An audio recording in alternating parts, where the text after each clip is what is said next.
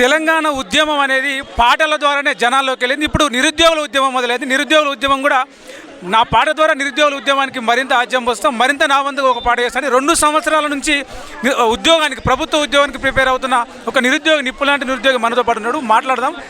ముందుగా మీరు నిరుద్యోగుల ఉద్యమానికి సంబంధించి మీరు ఒక అమరవీరుల త్యాగాల ఫలితాలన్నీ కూడా వృధా అయిపోయింది, నమ్మించి మోసం చేసిన చెప్పేసి ఒక పాట పాడుతూ ఉన్నారు. ఏం పాట? ఓ అమర వీరులారా, విద్యార్థి యోధులారా, మా యుద్ధ వీరులారా, మా పొద్దు పొడుపులారా, మీరు కలలు గన్న తెలంగాణ రాష్ట్రము వెలవెలబోతుంది. ఆశలన్నీ అడి ఆశలై వలపోతే మిగిలింది. ఓ అమర వీరులారా, విద్యార్థి యోధులారా, మా యుద్ధ వీరులారా, మా పొద్దు పొడుపులారా. ఎన్ని సంవత్సరాల నుంచి ప్రిపేర్ అవుతారు? ఏం కోలుకి ప్రిపేర్ అవుతారు మీరు? ఎట్లా ఉందంటే 2 సంవత్సరాల నుంచి ఈ ప్రభుత్వం వచ్చింది. గతంలో మీరు ఎట్లా ఉంటే మీరు ఈ ప్రభుత్వానికి, కాంగ్రెస్ పార్టీకి ఓటేయమని, ఉద్యోగాలు వస్తాయని నమ్మి మీరు వచ్చిన హామీలను, జాబ్ నోటిఫికేషన్లు, జాబ్ క్యాలెండర్ నమ్మి ప్రచారం చేసిరా? ఇప్పుడు ఏంది పరిస్థితి? రేవంత్ రెడ్డి ప్రభుత్వం అధికారంలో రాకముందుకు మేనకా గాంధీ గారిని తీసుకొచ్చి సరూర్నగర్ స్టేడియంలో హైదరాబాద్ నడి ఒడ్డున యూత్ డిక్లరేషన్ చేసి మేము అధికారంలోకి రాగానే మొదటి సంవత్సరంలోనే 2 లక్షల ఉద్యోగాలు చెప్పి మీ ఉద్యోగాలను ఫిల్ చేస్తామని చెప్పి మాటలు చెప్పి ఇప్పుడున్న మంత్రులు అసెంబ్లీలో కానీ లేదంటే బయట కానీ మాట్లాడుతున్నాం. మేము అలా మాట్లాడి అన్ని బక్కోస్ మాట్లాడిన వీళ్ళ దగ్గర ఉన్నాయి. ఏదైతే కేసీఆర్ నిరుద్యోగులు అదే 1.5%, 1.6% బీఆర్ఎస్ పార్టీ ఓడిపోయింది.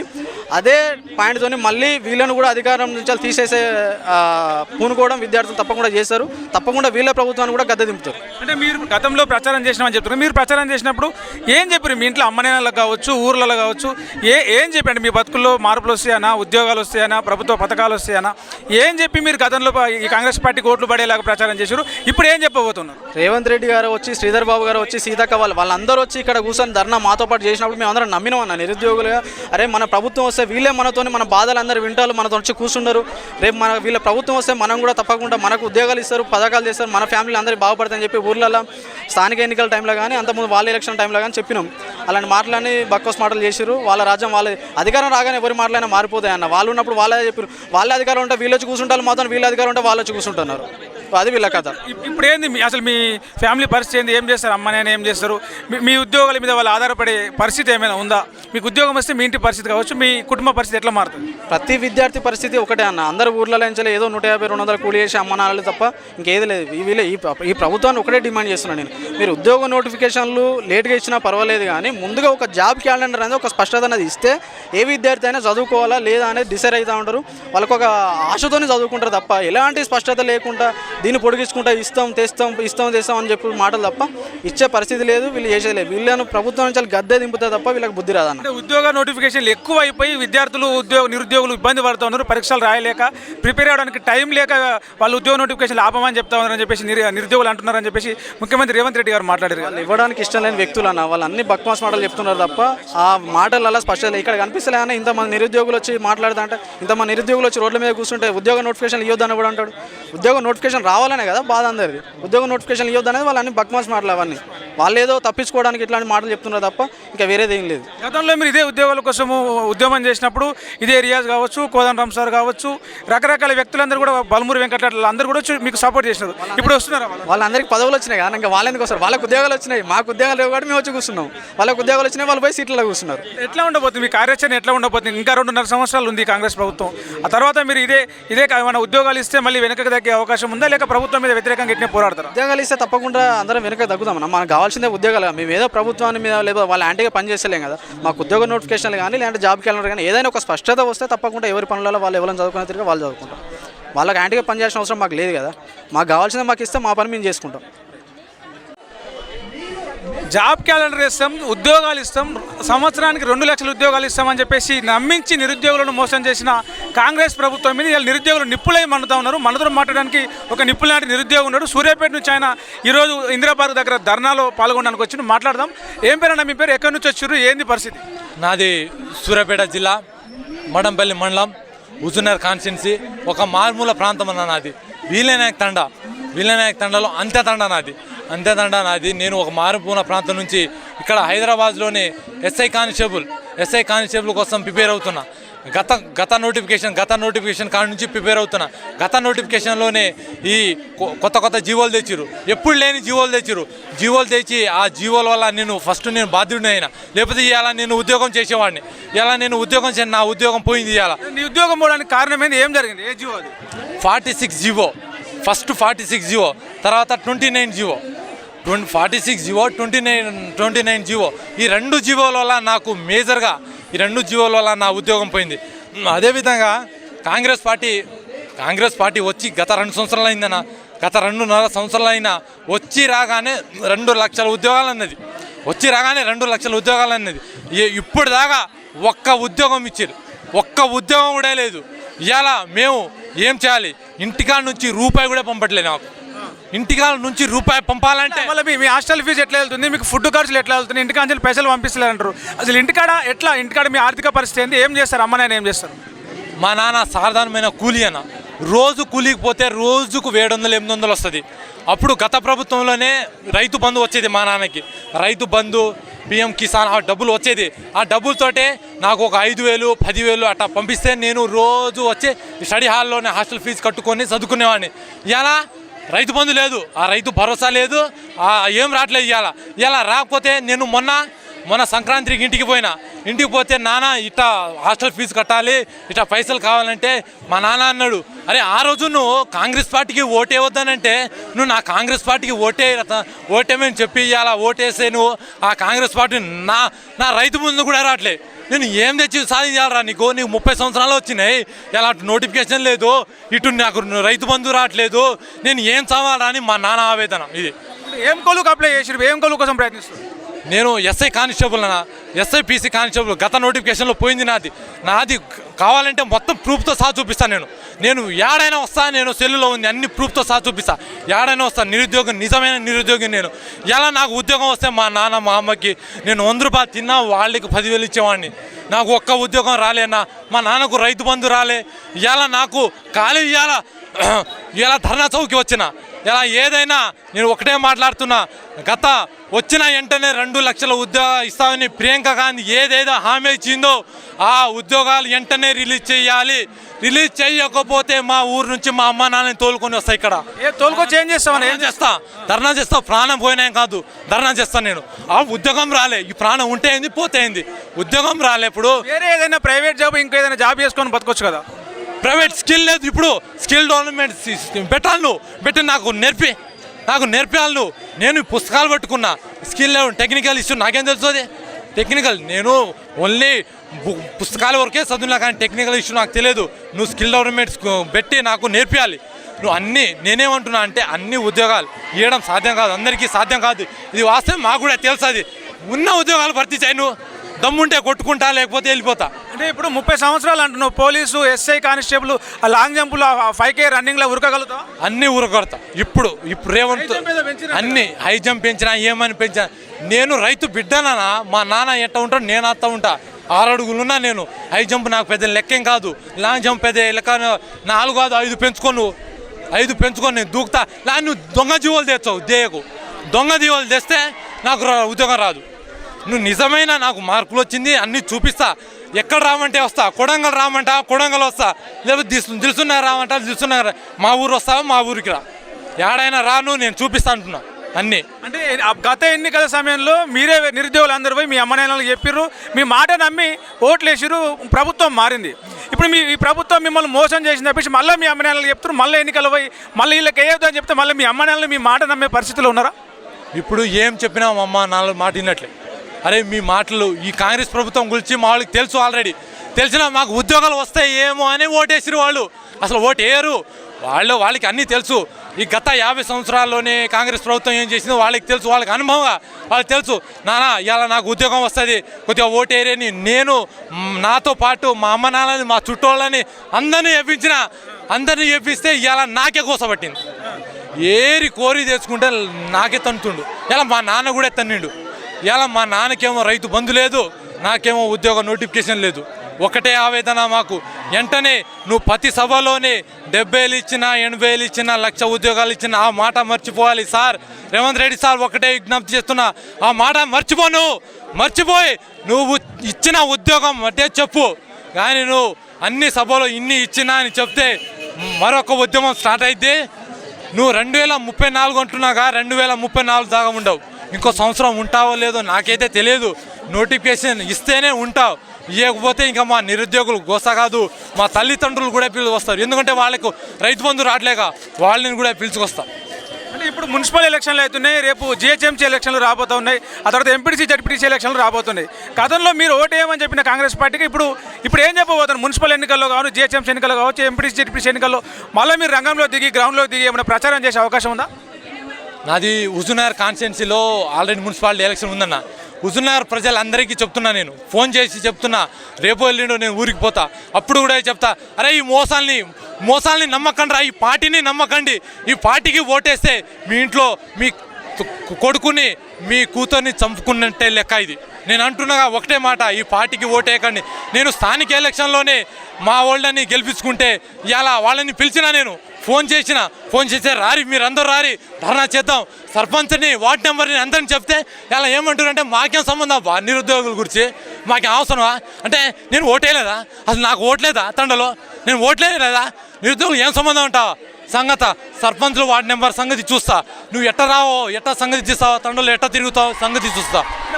మార్పు అని చెప్పేసి మీరు తెచ్చుకున్నారు కదా ప్రభుత్వాన్ని, ఇప్పుడు ఈ మార్పు వచ్చిందా మీ జీవితంలో? మార్పు వచ్చింది, ఈ మార్పు ఎట్లా ఉంది మీకు? మామూలు మార్పు కాదన్న, నేను కళ్ళలో కూడా ఊహించలేదు. ఈ సంవత్సరంలో నేను కళ్ళలో కూడా ఊహించలేదు. మామూలు మార్పు కాదు ఇది, బహిరంగ మార్పు ఇది. అబ్బో ఇలాంటి మార్పు నేను చూడలేదు. ఇంకోసారి ఓటేస్తే నా చెప్పుతో నేనే కొట్టుకోవాలి. జాబ్ క్యాలెండర్, జాబ్ నోటిఫికేషన్లు ఏమైనాయి? ఎన్నికల సమయంలో మాకు ఇచ్చిన హామీలు మీరు ఎందుకు మర్చిపోయారు? మాకు ఉద్యోగాలు కావాలి, మేము మా అమ్మ నాయనలను నమ్మించి ఓట్లు వేయించినాం, ఇలా మమ్మల్ని ముంచిరు, మా అమ్మ నాయనల నమ్మకాన్ని వమ్ము చేసిరని చెప్పేసి నిరుద్యోగులు వచ్చారు. ఇక్కడ మనతో మాట్లాడడానికి ఒక నిరుద్యోగి ఉన్నాడు, మాట్లాడదాం. అన్న మీ పేరేం పేరు, ఎక్కడి నుంచి వచ్చారు, ఏంది మీ ఏ ఉద్యోగానికి మీరు ప్రిపేర్ అవుతారు? మాది నాగర్కల్ డిస్టిక్, నల్లమల్ల డిస్టిక్. నాది ఇట్లా నల్లమల్ల పుల్లినే. నేను ఇట్లా నాకు ఇట్లా అన్నీ తెలుసు. సీఎం రేవంత్ రెడ్డి ఏరియానే నాది ఇట్లా. గత గవర్నమెంట్ ఉన్నప్పుడు వీళ్ళు ప్రతిపక్షాలు ఉన్నారు. అప్పుడు ఏం చెప్పారంటే, మేము వస్తే సంవత్సరం 2 లక్షల ఉద్యోగాలు ఇస్తాం, మేమేదో ప్రజాపాలన చేస్తాం, నిరుద్యోగులు న్యాయం చేస్తామని ఆ రోజు ఎంతోమంది నాయకులు వచ్చి లైబ్రరీకి వచ్చి మమ్మల్ని రెచ్చగొట్టి, ఆ రోజు నిరుద్యోగులను రెచ్చగొట్టి, ఆ రోజు మళ్ళీ వారానికి ఒకసారి లైబ్రరీకి వచ్చేది. బల్మూరు వెంకట కానీ, ఆకునూరు మురళి కానీ, కోదండరామ్ సార్ కానీ, రియాజ్ సార్ కానీ, వీళ్ళందరూ వచ్చి లైబ్రరీని వాడుకొని, విద్యార్థులను వాడుకొని, ఆ రోజు మన గవర్నమెంట్ వస్తే మేము ముందలకుంటాం, మేము మీకు హామీ ఇస్తున్నాం, మేము ఏదైనా మేము ముందరకు మీకు నోటిఫికేషన్ ఇప్పించే బాధ్యత మాది. ముందలకే ఉన్నారు కదా, మీకన్నా ముందు ప్రభుత్వ ఉద్యోగాలు, ఎమ్మెల్సీ పదవులు మీకన్నా ముందే ఉన్నారు కదా. అదే మళ్ళీ పదవులు వచ్చినా కాబట్టి ముందర ఉండరు. ఇప్పుడు మళ్ళీ లైబ్రరీ రానికే మళ్ళీ ముందరికి వస్తలేరు. లైబ్రరీకి రానికే ముందుకు ఎందుకు వస్తలేరు అంటే వాళ్ళకి ధైర్యం సరిపోతలేదు. లైబ్రరీకి ఆ రోజు వచ్చారు, ఈరోజు ఒక్క ఎమ్మెల్సీ కానీ, ఒక్క ఎమ్మెల్యే కానీ, ఒక ముఖ్యమంత్రి కానీ, ఒక మంత్రి కానీ లైబ్రరీకి ఎందుకు వస్తలేరు? ఆ రోజు ప్రతిపక్షాలు ఉన్నప్పుడు చిక్కడపల్లి లైబ్రరీ అంటే అందరూ మాట్లాడుకునేటోళ్ళే. రాహుల్ గాంధీ, ప్రియాంక గాంధీ సహా వచ్చారు కదా. రాహుల్ గాంధీ, ఆ రోజు రాహుల్ గాంధీ, ప్రియాంక గాంధీ, రాహుల్ గాంధీ మరి లైబ్రరీ కాడికి వచ్చి మాట్లాడిపోయాడు. నేను హామీ ఇస్తున్నా అని చెప్పి రాహుల్ గాంధీ ముఖం చూసి మీకు ఓట్లు వేసిన. ఆ రోజు గవర్నమెంట్ గెలిపి రేవంత్ రెడ్డి ముఖం చూసి చేయలేదా? రేవంత్ రెడ్డి అంటే అదే పార్టీ, ఒకటే పార్టీ కాబట్టి రాహుల్ గాంధీ వచ్చిన హామీ ఇచ్చిందంటే, ఒక ప్రధానమంత్రి ఉన్న హోదాలో ఉన్న వ్యక్తి హామీ ఇచ్చిందంటే మన నిరుద్యోగులన్నీ కళ నెరవేరుస్తారని అని ఊహించను. కానీ మీ జీవితాల్లో మార్పు వస్తుంది, ఉద్యోగాలు వస్తాయి, బతుకులు మారుతాయి అనుకున్నారు. మా బతుకులు మారుతాయి అంటే, కానీ మా బతుకులు మళ్ళీ గత గవర్నమెంట్లో ఏ విధంగా ఉన్నావో ఇదే గవర్నమెంట్లో మళ్ళీ అదే విధంగా మారబోతున్నాయి. గత గవర్నమెంట్కి ఏ విధంగా చుక్కలు చూపించిన నిరుద్యోగుల పవర్ ఏందో తెలుసు ఆల్రెడీ. అదే నిరుద్యోగులతో మళ్ళీ మా పవర్ ఏందో చూపించుకోవాలనుకుంటే ఉద్యోగాలు వేయకు. ఒకవేళ మా నిరుద్యోగులతో పెట్టుకోవద్దు, వీళ్ళ తోలుకోతే మా బతుకు వేస్ట్ అయ్యి వాళ్ళ ప్రభుత్వంలో మార్పు వస్తుంది, వాళ్ళ బతుకుల్లో మార్పు వస్తుంది అనుకుంటారా? ఎవరి బతుకుల్లో? ఒకవేళ మీరు కనుక మీ నిరుద్యోగులతో ఆడుకుంటే, మీ నిరుద్యోగులు ఇట్నే నిర్లక్ష్యం చేస్తే, నిరుద్యోగులతో ఆడుకుంటే ఇట్లా నిర్లక్ష్యం చేస్తే, మీ గవర్నమెంట్ చిత్తశుద్ధి లేకుండా డిపాజిట్ గల్లంత విధంగా ఓడగొట్టే కెపాసిటీ మాకుంది. తెలంగాణ తెచ్చుకున్నాం కాదు, అలాంటి తెలంగాణ కోసం కొట్లాడిన కేసీఆర్నే ఓడగొట్టిన వాళ్ళం. నిన్ను ఓటగొట్టడం పెద్ద సమస్య కాదు.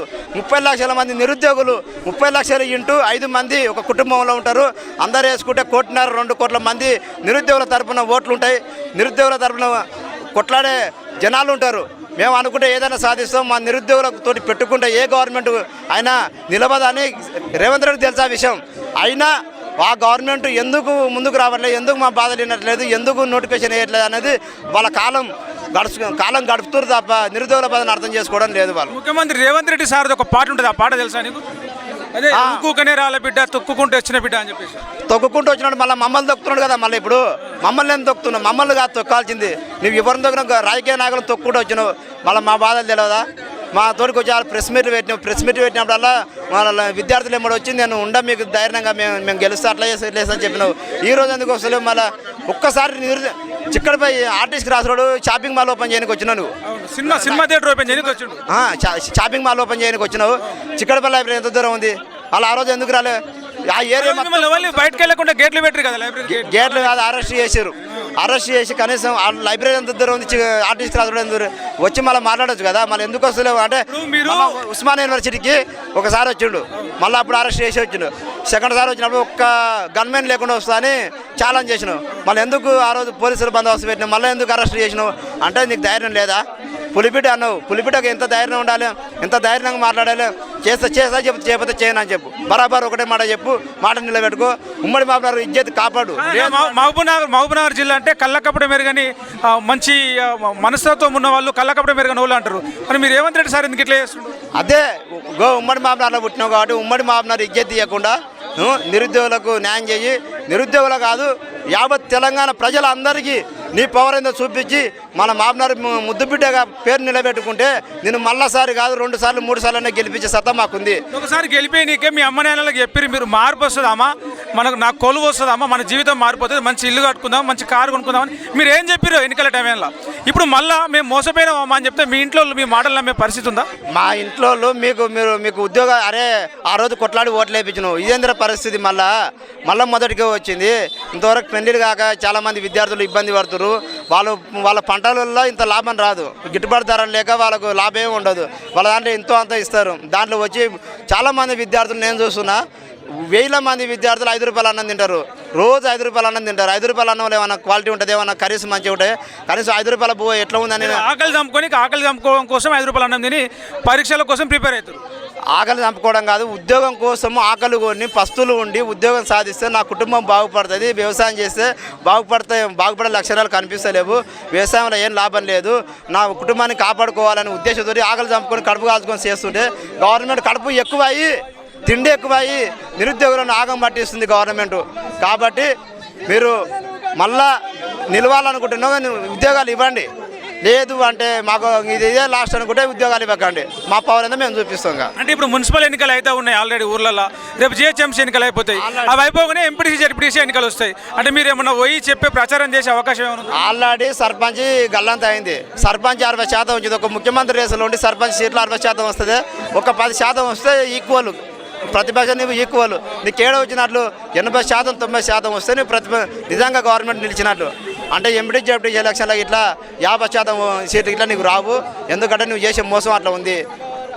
మీకు కేసులు పెడతా ఉన్నారు, అరెస్టులు చేస్తూ ఉన్నారు, అయినా కూడా నిరుద్యోగులు ఇంత ధైర్యంగా బయటకు వచ్చి చేస్తున్నారంటే మీ వెనకాల ఏదైనా రాజకీయ పార్టీ సపోర్ట్ ఉందా, రాజకీయ పార్టీ ప్రోత్సాహం ఉందా? ధైర్యం ఎట్లా వస్తుంది అంటే మేము ఆకలి చంపుకున్నాం, మా ఆకలి ఏదో మా బాధలు ఏదో మాకు తెలుసు.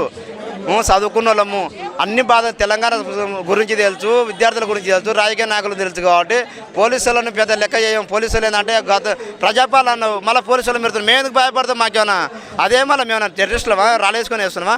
మాకు రాజ్యాంగం జర్నలిస్టులు కూడా రాళ్ళు తీసుకొని ఏమయ్యారు? మాకు రాజ్యాంగం హక్కు ఉంది అబ్బా, రాజ్యాంగంలో కల్పించిన హక్కు ఉంది, ప్రశ్నించే హక్కు ఉంది, మాట్లాడే హక్కు ఉంది.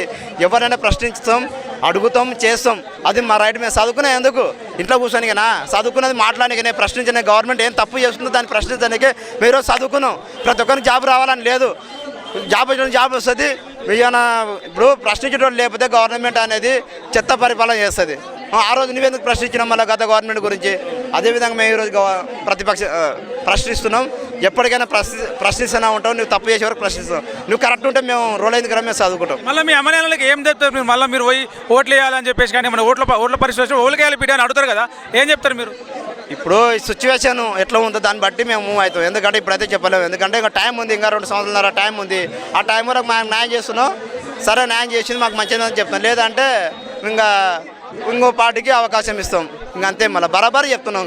మాకేమో నువ్వు గెలిచి మాకు చేసేది లేదు, ఆయన గెలిచి మాకు చేసేది లేదు. ఇప్పుడు తెలంగాణ ప్రజలు, తెలంగాణ నిరుద్యోగుల ఓట్లు కావాలి, కానీ వీళ్ళ భవిష్యత్తు కార్యాచరణ అనేది మీరు ప్రకటిస్తలేరు, మీరు పట్టించుకుంటలేరు. అంటే ఏ గవర్నమెంట్ అదే విధంగా చేస్తుంది. కాబట్టి తెలంగాణ ప్రజలు గమనించాలి. ఓటు వేసేటప్పుడు చాలా జాగ్రత్తగా వేయండి. జర అబ్జర్వ్ చేయండి, పైసల కమ్ముడు పోకండి. పైసల కమ్ముడు పోతే మన బతుకులు ఇలా ఉంటాయని నేను చెప్తున్నా. ఎక్కడి నుంచి వచ్చారు, మీ పేరేంది, ఏం చదువుకున్నారు, ఏ ఉద్యోగానికి దరఖాస్తు చేసినారు, ఎప్పటి నుంచి మీరు ఉద్యోగం కోసం ప్రయత్నం చేస్తారు? మాది నార్కర్నూలు డిస్టిక్ అన్న. నార్కర్నూలు డిస్టిక్ మాది కొల్లాపూర్ వచ్చేసి 2022 నుంచి గత ప్రభుత్వం 2022లో నోటిఫికేషన్ ఇచ్చింది. అప్పటి నుంచి ప్రిపేర్ అవుతూనే ఉన్నాం. మేము దిల్సుఖ్నగర్లో ఉన్నాము. నేను డిగ్రీ అయిపోయింది, పీజీ ఉస్మానియా యూనివర్సిటీలో పీజీ కూడా కంప్లీట్ చేసేసినాను. 2022 నుంచి మేము ప్రిపేర్ అవుతూనే ఉన్నాం. కాంగ్రెస్ గవర్నమెంట్ ఇప్పుడు 2023 డిసెంబర్లో వచ్చింది. కాంగ్రెస్ గవర్నమెంట్ వచ్చినా కానీ ఒక్క కొత్త ఉద్యోగ నోటిఫికేషన్ కూడా రాలేదన్న. కేవలం గత ప్రభుత్వం ఇచ్చింది అవి మాత్రం భర్తీ చేస్తున్నాడే తప్ప వాటికి మాత్రం పత్రాలు ఇస్తున్నాడు తప్ప సీఎం గారు కాంగ్రెస్ ప్రభుత్వంలో కొత్త నోటిఫికేషన్లు ఇవ్వడం లేదు. వాళ్ళ గవర్నమెంట్లో వాళ్ళు మాత్రం కొత్త ఉద్యోగ నోటిఫికేషన్ నిరుద్యోగులు ఎవరు భర్తీ చేయడం లేదన్న. దానికోసం ఈరోజు ఇందిరా పార్క్ దగ్గర నిరుద్యోగులు అందరం కలిసి ప్రోగ్రామ్ పెట్టుకున్నామన్న. ఇదే నిరుద్యోగులు ఇదే కాంగ్రెస్ ప్రభుత్వం కోసం గతంలో కాంగ్రెస్ పార్టీ అధికారంలోకి రావడానికి ఎన్నికల్లో మీరు ప్రచారం చేశారు, పని చేశారు. ఇప్పుడు మోసపోయినామని చెప్పేసి మళ్ళీ మీరు రోడ్లు ఎక్కిరు, ఏంటి పరిస్థితి? అని ఆ రోజు కూడా బస్సు యాత్ర చేసి ప్రతి ఊరు కాంగ్రెస్ గవర్నమెంట్ వాళ్ళని ఏదో నాయకులను చూసి వాళ్ళ రాహుల్ గాంధీ గారు చిక్కడపల్లి లైబ్రరీకి వచ్చేసి మాట్లాడి సంవత్సరం 2 లక్షల ఉద్యోగాలు అంటున్నారు. ఇప్పుడు మళ్ళీ వాళ్ళు ఏమంటారు, మేము సంవత్సరం 2 లక్షల ఉద్యోగాలు కాదు 5 సంవత్సరాలకు కలిపి 2 లక్షల ఉద్యోగాలు అని వాళ్ళు అంటున్నారు. రాహుల్ గాంధీ గారు అక్కడ చెప్పిండ్రు. ప్రియాంక గాంధీ గారు వచ్చి వరంగల్ డిక్లరేషన్ సభలో వాళ్ళు చెప్పేసిండ్రు. ఈరోజు కేవలం నిరుద్యోగుల ద్వారా మా తల్లిదండ్రుల గ్రామాలకు తరలి మేము వెళ్ళి ప్రచారం చేసి కాంగ్రెస్ గవర్నమెంట్ అయ్యండి గత ప్రభుత్వాన్ని ఓడగొట్టని అని చెప్పేసి మేము ఓట్లు వేసి మేము ఈరోజు కాంగ్రెస్ గవర్నమెంట్ తెచ్చుకుంటే ఈరోజు ఆ గవర్నమెంటే మా మీద ప్రజాపాలన అని చెప్పేసి మా పైశాచిక పాలన చేస్తున్నారు. నిరుద్యోగులపైన వాళ్ళ ఆధిపత్యం చెలాయిస్తున్నారు. అంటే మీ ఫ్యామిలీ పరిస్థితి ఏంది? మీరు గవర్నమెంట్ ఉద్యోగం కోసం ఎన్నేళ్ల నుంచి ట్రై చేస్తా ఉన్నారు? మీ నాన్న ఏం చేస్తారు, అమ్మ ఏం చేస్తారు, మీ వ్యవసాయం, మీ కుటుంబ ఏంది? మా అగ్రికల్చర్ ఫ్యామిలీ అన్న. మాకు 2 ఎకరాల పొలం ఉంది. మా నాన్న వ్యవసాయం చేస్తాడు. మేము ఇక్కడ దిల్సుఖ్నగర్లో ఉంటే నెలకు 5,000 6,000 పంపిస్తూ ఉంటాడు. అదేదో కింద పడుతూ కష్టపడుతూ పంపిస్తుంటే ఇక్కడ ఉండి చదువుకుంటాడు. ఉద్యోగ నోటిఫికేషన్ వస్తే సరే ఈసారైనా ఉద్యోగ నోటిఫికేషన్ వస్తుందేమో, జాబ్ కొడుతుందేమో, జాబ్ తీసుకుని మా వాడు వస్తారని చెప్పేసి మా వాళ్ళు ఇంటికాడ ఎదురు చూస్తుంటారు. ఈ ప్రభుత్వం ఏం చేస్తుంది, ఎవరన్నా ఒకరు వచ్చి 60,000 అంటారు, ఒకరు వచ్చి 70,000 అంటారు, ఒకరు వచ్చి 80,000 అంటారు, ఇంకొక 1 లక్ష ఉద్యోగాలు అని అంటారు. ఎవరు కూడా క్లారిటీ లేదు. అసలు కాంగ్రెస్ గవర్నమెంట్ వచ్చా ఒక్క ఉద్యోగం నోటిఫికేషన్ చూపించమని అని చెప్పండి. ఒక్క ఉద్యోగ నోటిఫికేషన్ లేదు. కాంగ్రెస్ ప్రభుత్వం వస్తే మాకు సర్కారు కొలువులు వస్తాయి, గవర్నమెంట్ ఉద్యోగాలు వస్తాయి, మన ఫ్యామిలీ పరిస్థితి మారిపోతుంది, మా బతుకులు మారుతాయని చెప్పేసి మీ అమ్మనాన్నలకు చెప్పి ఓట్లు వేయించి రాయాల. ఇవాళనేమో 2 సంవత్సరాలు అవుతుంది కాంగ్రెస్ పార్టీ అధికారంలోకి వచ్చి ఇప్పటికి కూడా మీకు ఉద్యోగాలు లేవు. అటు ఊర్లో రైతు బంధువులు, రైతు భరోసాలు, రైతులకు వ్యవసాయ ఆధార కుటుంబాలకు ఏమీ లేవు. మీ కుటుంబాలు మీరు చెప్పిన మాట అయినా ఓట్లు వేసారు. ఇవాళ మిమ్మల్ని ఏమంటారు? మీ కుటుంబాలు అడుగుతున్నారా లేకపోతే పోనీలే అని వదిలేస్తున్నారా? ఫస్ట్ ఆఫ్ ఆల్ మా ముఖాలు వాళ్ళకి చూపించాలంటే మాకు ఇజ్జత్ అనిపిస్తుంది. ఆ రోజు మేమే చెప్పి ఓట్లు వేయించాం. 2 సంవత్సరాలు అవుతుంది. సంవత్సరానికి 2 లక్షల ఉద్యోగాలు అన్నావు కదా, ఇప్పుడు 2 సంవత్సరాలు అయిపోయింది. 4 లక్షల ఉద్యోగాలు రావాలి కదా.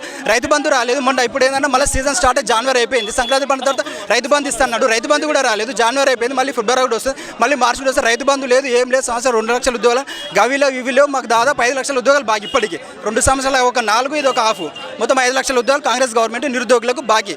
రైతులకు రైతు బంధు బాకీ. యూరియా బస్తాలు లేవు. యాప్లు పెట్టిన రైతులకు యాప్లతో పని ఏముందన్న, డబ్బులు ఇస్తే ఎక్కడ షాపులలో వెళ్ళి తీసుకుంటూ వస్తారు. అది కానీ యాప్లు పెట్టేసి నిరుద్యోగ ఉద్యోగ నోటిఫికేషన్ లేకుండా త్వరలో అంటే ఇంకెన్ని త్వరలో అన్నారు? 2 సంవత్సరాలు అయిపోతుంది, ఇంకా త్వరలోనే. సర్పంచ్ ఎలక్షన్లు అయిపోయినాయి, ఇప్పుడు మున్సిపల్ ఎలక్షన్లు అవుతా ఉన్నాయి. రేపు జిహెచ్ఎల్ ఎంసీ ఎలక్షన్లు కాకపోతే ఆ తర్వాత ఎంపీటీసీ జెడ్పీటీసీ ఎలక్షన్లు కూడా ఉన్నాయి. అంటే మీరు మోసపోయిన విధానాన్ని ప్రజలలోకి వెళ్ళి అప్పుడు ఎట్లయితే మీరు ప్రజల కోసం ప్రజలలోకి వెళ్ళి చెప్పే ప్రయత్నం చేశారో ఇప్పుడు అలాంటి ప్రయత్నం చేసి కాంగ్రెస్ ప్రభుత్వం మిమ్మల్ని మోసం చేసిందని ప్రజలకు జనాలకు అర్థమయ్యేలాగా చెప్పే ప్రయత్నం కార్యాచరణ ఏమైనా ఉందా? మేమైతే ఖచ్చితంగా అయితే ఇప్పుడు మున్సిపల్ ఎలక్షన్లో మాత్రం ఖచ్చితంగా అయితే అప్పుడైతే మేము ఎమ్మెల్యే ఎలక్షన్స్కి పోయి కాంగ్రెస్ గవర్నమెంట్ రావడానికి ఎట్లయితే కృషి చేస్తామో ఈసారి కూడా మున్సిపల్ ఎలక్షన్ మా నిరుద్యోగులు ప్రతి ఒక్కరు ఉన్నారు. వాళ్ళు కూడా కంటెస్ట్ చేస్తారు. వాళ్ళతో కూడా మేము కూడా సపోర్ట్ చేస్తాము. ప్రజలు కూడా తెలియపరుస్తున్నారు కాంగ్రెస్ గవర్నమెంట్ 4 లక్షల ఉద్యోగాలు ఇవ్వాలి 2 సంవత్సరాల్లో ఇవ్వలేదు, కాంగ్రెస్ గవర్నమెంట్ ఓటు వేయొద్దు అని చెప్పేసి మేము అయితే ప్రచారం చేస్తామన్న. ఉద్యోగాలు అయినప్పుడు మేము కూడా ప్రచారం చేయాల్సిందే కదన్న. వాళ్ళు త్వరలో ఉన్నప్పుడు మేము కూడా ఎలక్షన్ ఓట్లు కూడా త్వరలోనే సమాన నిరుద్యోగులను గెలిపించుకుంటాం. అంటే ఒకప్పుడు మీతో పాటు కలిసి పనిచేసిన కోదండరామ్ కావచ్చు, రియాజ్ సార్ కావచ్చు, రకరకాల ఇప్పుడు బల్మూరి వెంకట్ కావచ్చు, వీళ్ళందరూ కూడా అప్పుడు మీతో పాటు పనిచేసి ఇప్పుడు వాళ్ళకు అధికారంలోకి వచ్చిన తర్వాత వాళ్ళకి పదవులు వచ్చినాయి. కనీసం మీ ధర్నాలకు మిమ్మల్ని పలకరియకుడు రాని పరిస్థితి. దాని పట్ల మీరు ఏమంటారు? అంటే వాళ్ళకి పదవులు వచ్చినాయి కానీ తప్ప మా నిరుద్యోగులకు మాత్రం ఉద్యోగాలు రాలేదన్న. నాలో బల్మూరి వెంకట్ మేము గత ప్రభుత్వంలో ర్యాలీ పెట్టుకున్నప్పుడు వచ్చిండు, రియాజ్ సార్ గారు వచ్చిండు, అద్దంకి దాంకర్ సార్ గారు వాళ్ళు వచ్చిండ్రు. కానీ ఈరోజు వాళ్ళు మాత్రం ఏమంటే త్వరలో ప్రభుత్వ ఉద్యోగ నోటిఫికేషన్ మీరు చదువుకుంటాను. ఇంకా 2 సంవత్సరాలు అయిపోయినా ఇంకా ఏంది త్వరలో అన్న, ఇంకా 2 సంవత్సరాలు గవర్నమెంట్ అయిపోద్ది కదా, టర్మ్ అయిపోతుంది. ఇంకెప్పుడైనా 2 లక్షల ఉద్యోగాలు వాళ్ళు ఇచ్చేది. చాలా మంది నిరుద్యోగులు ఏం ఆవేదన వ్యక్తం చేస్తున్నారు, మాకు వయసు అయిపోతూ ఉన్నది, రేపు పోలీసు ఉద్యోగాలకు మేము రన్నింగ్కు ఉరకాలంటే కూడా మా వయసు సహకరించదు, మా శరీరం సహకరించదు, ఆ ఉద్యోగ నిర్ణీత వయసు కూడా అయిపోతుంది, ఇంకెప్పుడు నోటిఫికేషన్ ఇస్తా అంటా ఉన్నాం అన్న. ఇప్పుడు నేను డిగ్రీ అయిపోయిన ఉన్నప్పుడు నాకు 21 సంవత్సరాలు అన్న, నాకు ఇప్పుడు 25 వచ్చినాయి, 3 సంవత్సరాలు లేదు, 30 సంవత్సరాలు ఉంటాడు. లాంగ్ జంప్ పెడతాడు, 4.3 ఉన్నప్పుడు 4.5 చేస్తాడు. 30 సంవత్సరాలు అయినా ఎట్లా దుంకుతాడని 21, 22 దుంకుతాడు అనుకో. మళ్ళీ 30 సంవత్సరాలకి ఉద్యోగ నోటిఫికేషన్ లేనప్పుడు తప్పు మీద పెట్టుకుని అక్కడ పెంచేసినప్పుడు ఇక్కడ నష్టపోయేది ఎవరు? నిరుద్యోగులే కదా. 30 సంవత్సరాలు వచ్చిన నిరుద్యోగి కదా నష్టపోయేది. వీళ్ళు పెంచేసి ఉద్యోగ నోటిఫికేషన్ లేక కంప్లీట్గా నిరుద్యోగులను మోసం చేస్తారన్న. 30 సంవత్సరాలైనా దుంకలేడు, 21 సంవత్సరాలు దుంకుతాడు. అప్పుడు లాభం ఎవరికి, నష్టం ఎవరికన్నా? ఆయన టర్ములు ఉన్నప్పుడు గవర్నమెంట్ ఉద్యోగ నోటిఫికేషన్ లేక నష్టపోయింది ఆయన. ఇప్పుడు ఉద్యోగం వచ్చింది ఈయనకి, ఈయన అక్కడ నష్టం, ఇక్కడ ఆర్థికంగా నష్టం, ఇక్కడ చదువుకొని నష్టము, మీద పడి ఉంటే పెళ్లిళ్ళు కాక ఇది సగం నష్టం అన్న. మొత్తానికి అయితే ఫైనల్గా మీరు ఏం చెప్పాలంటే? ఫైనల్గా అయితే తక్షణమే ఉద్యోగ నోటిఫికేషన్లు ఇవ్వాలన్న. ఎస్ఐబిసి కానీ, డిఎస్సి కానీ, ఏఈ కానీ, జేఏలు కానీ, డిఏలు కానీ ప్రతి ఉద్యోగ నోటిఫికేషన్ కాంగ్రెస్ గవర్నమెంట్ చెప్పినటువంటి సంవత్సరం 2 లక్షల ఉద్యోగాల నోటిఫికేషన్ ఇమీడియట్గా విడుదల చేయాల్సిందన్న. ఇది మా డిమాండ్. మీరేమంటారు? మీరు ఎక్కడి నుంచి వచ్చారు? అంటే మీరు ఏ ఉద్యోగానికి అప్లై చేశారు? ఎన్ని సంవత్సరాల నుంచి ఉద్యోగం కోసం ప్రయత్నం చేస్తున్నారు? మీ కుటుంబ పరిస్థితి? అన్న నాది ఖమ్మం అన్న. నేను ఏడబ్ల్యూకి ప్రిపేర్ అవుతున్నా. 2023లో వచ్చినాను నేను. 2023లో వచ్చిన దగ్గర నుంచి ఇంతవరకు ఏ నోటిఫికేషన్ లేదు. అన్ని వేలు వేసినాం, ఇన్ని వేలు వేసినాం, లక్ష వేలు వేసినాం, 1,00,000 జాబులు ఇచ్చినాం అని చెప్తుర్లే, కానీ ఇంతవరకు కొత్త నోటిఫికేషన్ ఇచ్చింది లేదు, ఏం లేదన్న. లాస్ట్ టైం ప్రభుత్వం ఉన్నప్పుడు ఏ నోటిఫికేషన్ అయితే ఇచ్చిందో దాన్ని కొన్ని యాడ్ చేసి ఒక 5,000, 10,000 యాడ్ చేసి డిఎస్సి ఇచ్చిరే తప్పితే కొత్త నోటిఫికేషన్ ఇచ్చిన దాఖలో లేదు కాంగ్రెస్ ప్రభుత్వం. ఇప్పటికీ కాంగ్రెస్ పార్టీ అధికారంలోకి వచ్చి సగం కాలం అయిపోయింది. 5 ఏళ్ల నిరుద్యోగులు 2.5 సంవత్సరాలు అయిపోయింది. ఇంకా 2.5 సంవత్సరాలు ఉంది. ఉద్యోగ నోటిఫికేషన్లు ఇస్తారు, వాళ్ళు చెప్పినట్టుగా జాబ్ క్యాలెండర్ వేస్తారన్న నమ్మకం ఉందా? ఏదో 3 నమ్మకాలు నమ్మినట్టు నమ్ముకుంటూ పోవడమే తప్పితే నోటిఫికేషన్ ఇస్తారనేది లేదండి. ఇప్పుడు నోటిఫికేషన్ కోసమే ఇంత ప్రయత్నం జరుగుతుంది ఇక్కడ. సో అంటే మీరు ఈరోజు ధర్నాకు పిలుపునిచ్చినారు. ఒకప్పుడు గత ప్రభుత్వానికి ప్రతిపక్షంలోనే బీఆర్ఎస్ పార్టీకి వ్యతిరేకంగా ఉద్యోగాల కోసం ధర్నాలు చేసినారు. ఇప్పుడు కాంగ్రెస్ పార్టీకి వ్యతిరేకంగా ఉద్యోగాల కోసం ధర్నాలు చేస్తూ ఉన్నారు. నమ్మకం ఉందా వీళ్ళు ఇస్తామని చెప్పి ఇప్పటివరకు ఎలాంటి నోటిఫికేషన్ లేదు? పాత ప్రభుత్వంలో ఉన్న నోటిఫికేషన్లే మేము ఇచ్చినామని చెప్పి చెప్పుకుంటా ఉన్నారు. ఆ రోజు కాంగ్రెస్ సపోర్ట్ చేసి గెలిపించింది మేమే. ఈరోజు కాంగ్రెస్కి ఎగనిస్ట్గా ధర్నాలు చేసేది మేమే అండి. నోటిఫికేషన్ ఇచ్చేంత వరకు వదిలేది లేదు, ప్రభుత్వం అంతు చూస్తాం అని ఈరోజు మనం చేసుకుంటున్నాం. అంటే నిరుద్యోగులకు ఇచ్చిన హామీలు, నిరుద్యోగులకు గతంలో ఇచ్చిన ఏవైతే గ్యారంటీలు ఉన్నాయో వాటిని ఇప్పటివరకు కూడా 2.5 సంవత్సరాలు అయితే కూడా కాంగ్రెస్ ప్రభుత్వం నెరవేర్చలేదు. మరి మీరు అప్పుడేమో ఇదే కాంగ్రెస్ పార్టీతో పనిచేసారు, ఎన్నికల్లో కాంగ్రెస్ పార్టీని గెలిపించి పనిచేశారు. ఇప్పుడు ఇదే కాంగ్రెస్ పార్టీ మమ్మల్ని మోసం చేసింది, అధికారంలోకి వచ్చిందని చెప్పేసి రోడ్డు మీదకి ఎక్కరు. అసలు ఏం జరుగుతుంది? మీకు ఇప్పటివరకు మీకు ఇచ్చిన మాట నిలబెట్టుకోవడం వెనకాల మీ అభిప్రాయం ఏంటి? మీరు ఎట్లా? అంటే సింగిల్ పాయింట్ ఎజెండా మొదటి ఏడాదిలో 2 లక్షల ఉద్యోగాలు ఇస్తామని అన్నారు. అవి ఎందుకు ఇవ్వట్లేదు, ఇవ్వండి అని చెప్పేసి అడగడానికి అందరు ఒక దగ్గర కూర్చురు. ఇదేం పెద్ద అపోజిషన్ కాదు, మీ మీద యుద్ధం కాదు, ఏం కాదు. జస్ట్ మీరు ఒక హామీ ఇచ్చిర్రు, మేము మీతోటే ఉన్నాం. ఇప్పటికైనా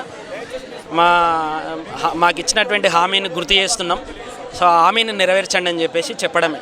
అంటే కాంగ్రెస్ పార్టీ ఇలా అధికారంలోకి వచ్చిందంటే గతంలో నిరుద్యోగులు చేసిన పని గ్రౌండ్ లెవెల్లో వెళ్ళి ఇంటింటికి సొంత కుటుంబాలతో పాటు గ్రామీణ ప్రాంతాల్లో ప్రజలందరినీ మొబిలైజ్ చేసి కాంగ్రెస్ పార్టీకి ఓటేసేలాగా మార్పు వస్తుంది, నిరుద్యోగులకు ఉద్యోగాలు వస్తే ప్రతి ఇంట్లో ఒక కొలువు వస్తుంది అని చెప్పేసి జనాలకు ఒక నమ్మకం కలిగించేలాగా పనిచేసిన దాంట్లో కాంగ్రెస్ పార్టీ కంటే ఎక్కువ నిరుద్యోగుల మాటలు జనాలు నమ్మి ఓట్లేసారు. ఇప్పుడు అదే నిరుద్యోగుల నమ్మకాన్ని కాంగ్రెస్ పార్టీ కోల్పోయింది. దాని పట్ల మీరేం చెప్తారు? నిరుద్యోగుల నమ్మకాన్ని కోల్పోయింది. నిరుద్యోగులు రోజు కాంగ్రెస్ పార్టీ మీద తమ అసహనాన్ని వెళ్ళగక్తూనే ఉన్నారు. ఇప్పటికైనా నిరుద్యోగులు చెప్తున్నటువంటి మాటలను వినండి, నిరుద్యోగులు అడుగుతున్నటువంటి డిమాండ్లను ఆలకించండి. ఇప్పటికైనా ఉద్యోగ నోటిఫికేషన్లు వేయండి అని చెప్పేసి చాలా స్పష్టంగా చెప్తా ఉన్నారు. ఇప్పటికే దిల్సుఖ్ నగర్లో కావచ్చు, అశోక్ నగర్లో కావచ్చు, చాలా వరుసగా ఏడాదిన్నర కాలంగా ఒక 6 నెలలు మీరు వెయిట్ చేసినట్టున్నారు ఓపికగా. ఏడాదిన్నర కాలంగా నిత్య నిరసనలు రాస్తారోకలు చేస్తున్నా. ఇప్పటి వరకు ప్రభుత్వం నుంచి ఎలాంటి స్పందన కానీ, ఎలాంటి చర్య కానీ, ఎలాంటి సానుకూలంగా నిర్ణయం కానీ రాలేదు. 2 సంవత్సరాలు గడిచిపోయింది. ఇంకో 2 సంవత్సరాల్లో మరి 6 నెలల ముందే 1 ఇయర్ ముందే ఎలక్షన్ మూడ్లోకి వెళ్ళిపోతారు. సో మీకు ఆ నోటిఫికేషన్లు వస్తాయన్న నమ్మకం ఏమైనా ఉందా? డెఫినెట్గా ఉంది. మేము మా నిరసన తెలియజేస్తూనే ఉన్నాం. సో డెఫినెట్గా నిరుద్యోగులు అడిగేటటువంటి అంశాలు రోజు అడుగుతూనే ఉన్నారు. సో ఏదో ఒక రోజు ఖచ్చితంగా కాంగ్రెస్ పార్టీకి నిరసన సెగ తగులుతుంది. ఖచ్చితంగా నోటిఫికేషన్లు ఇవ్వాల్సినటువంటి ఒక అనివార్యత వస్తుంది. ఒకవేళ ఎలక్షన్ నోటిఫికేషన్ వచ్చే వరకు కూడా జాబ్ నోటిఫికేషన్ లేకపోతే గతంలో మీరు ఎట్టయితే కాంగ్రెస్ పార్టీకి పనిచేసారు అట్లా ఇంకో పార్టీకి పనిచేసి కాంగ్రెస్ పార్టీని ఎన్నికల్లో ఓడగొట్టేలాగా పనిచేసే కార్యాచరణ కానీ, ఐడియా కానీ, ఆలోచన కానీ ఏమైనా ఉందా? చూద్దాం భవిష్యత్తులో కాంగ్రెస్ పార్టీ ఎట్లా స్పందిస్తుందో దాన్ని బట్టి నిరుద్యోగుల యొక్క కార్యాచరణ ఉంటుంది. జీవితంలో ఎదగాలంటే, ముందుకు పోవాలంటే, ఉద్యోగాలు అవకాశాలు రావాలంటే ఇంగ్లీష్ అవసరం లేదని చెప్పేసి ముఖ్యమంత్రి గారు నిత్యం మాట్లాడుతూ ఉంటారు. కానీ ఈ నిరుద్యోగి మాట్లాడుతుంటే ఇంగ్లీష్లోనే ముఖ్యమంత్రి గారిని జాబ్ నోటిఫికేషన్ల గురించి కొన్ని ప్రశ్నలు అడగడానికి సిద్ధంగా ఉన్నాడు. అడుగుతున్నాడు, ఏమంటారు మీరు? నేను అఖిల్ నాయక్ అండి, ఢిల్లీ యూనివర్సిటీ నుంచి రావడం జరిగింది. ఇక్కడ ప్రభుత్వానికి వెంటనే గవర్నమెంట్ నోటిఫికేషన్ ఇవ్వాలని అనలేదు మేము. 1 year అయింది, 2 year అయింది. ఇక్కడ టైం గడుస్తూ ఉంది కానీ ఉద్యోగాలకు నోటిఫికేషన్లు లేవు. ఇక్కడ మన తెలంగాణ రాష్ట్రంలో మన నీళ్లు మన నిధులు మన నియామకాలని తెలంగాణ రాష్ట్ర ఉద్యమంలో ఈ నినాదంపై కొట్లాడి తెచ్చుకున్నటువంటి తెలంగాణ రాష్ట్రంలో నిరుద్యోగులు ఈరోజు ఉద్యోగాల కోసం ధర్నాలు చేయడం, కొట్లాడడం సమంజసం కాదని నా భావన. కాబట్టి my humble request to the CM Revanth Reddy గారు, please take this issue to your notice. We're not anti government body, we're students, we're making peace protest, we're asking right to employment. So మీరు దీన్ని సద్వినియోగం చేసుకోవాలి ఈ అవకాశాన్ని. ఇది మన ప్రజాపాలన. మేము మిమ్మల్ని చాలా గౌరవిస్తూ ఉన్నాం. మీరు కూడా కింద స్థాయి నుంచి వచ్చిన వాళ్ళే. ఇక్కడ నిరుద్యోగుల యొక్క ఆలోచన చూస్తూ ఉంటే 30 సంవత్సరాలు దాటుతూ ఉన్నది. వాళ్లకు ఫైనాన్షియల్ స్టెబిలిటీ లేదు. ఈరోజు ఫైనాన్షియల్ క్రైసిస్ వాళ్ళని వెంటాడుతూ ఉన్నది. వాళ్లకు ఏజ్ బార్ అయిపోతూ ఉన్నది. కాబట్టి ఈ అన్ని సమస్యలను ప్రత్యేక దృష్టి సారించి వెంటనే నోటిఫికేషన్లు ఇవ్వడం కానీ, అసెంబ్లీలో ఒక క్యాలెండర్ రిలీజ్ చేయడం కానీ జరిగితే మాకు చాలా ఆనందంగా మా కాంపిటేటివ్ స్పిరిట్ పెరుగుతూ ఉంటుంది, ఇంకా చదవాలనే కోరిక. కాబట్టి ఎంతోమంది డిప్యూటీ కలెక్టర్లుగా, డిఎస్పీలుగా, ఆర్డీఓలుగా, ఎంఆర్ఓగా, ఇలా ఎస్ఐలుగా ఉన్నత స్థాయికి చేరుకోవాలి. మా భవిష్యత్తు, మా జీవితాన్ని ఉన్నత శిఖరానికి వెళ్ళాలని వాళ్ళు కోరుకుంటా ఉన్నారు. అంటే నిరుద్యోగులకు ఉద్యోగాలు ఇస్తాం, జాబ్ నోటిఫికేషన్ ఇస్తాం, జాబ్ క్యాలెండర్లు ఇస్తామని చెప్పి నమ్మించి ఓట్లు వేసుకున్న కాంగ్రెస్ 2 సంవత్సరాలు గడుస్తున్నా కూడా ఒక్క నోటిఫికేషన్ కూడా చేయలేదు, ఒక్క ఉద్యోగం కూడా చేయలేదు. సో మీరు మోసపోయినామంటారా లేక ఓపికతో వెయిట్ చేస్తారా? మేము ఇంత 2 సంవత్సరాలు చాలా ఓపికగా వెయిట్ చేశామండి. ఇక్కడ రాజకీయ నాయకుల పరిస్థితి ఎట్లుందని అంటే, చాలామంది లీడర్లు, వాళ్ళ పేర్లు బయటకు అవసరం లేదు, but they have utilised our power for their political use they have used and left us around the road. అనంటే వాళ్ళ రాజకీయ స్వలాభాల కోసం మమ్మల్ని యూజ్ చేసుకొని ఈరోజు రహదారిన పడేసిన పరిస్థితి కనబడతా ఉన్నది. కాబట్టి దీన్ని ప్రత్యేక దృష్టి సారించి క్యాలెండర్ రిలీజ్ చేసి నిరుద్యోగులను ఆదుకోవాల్సిన బాధ్యత మీ మీద ఉంది. రేవంత్ అన్న, ప్లీజ్ మై రిక్వెస్ట్.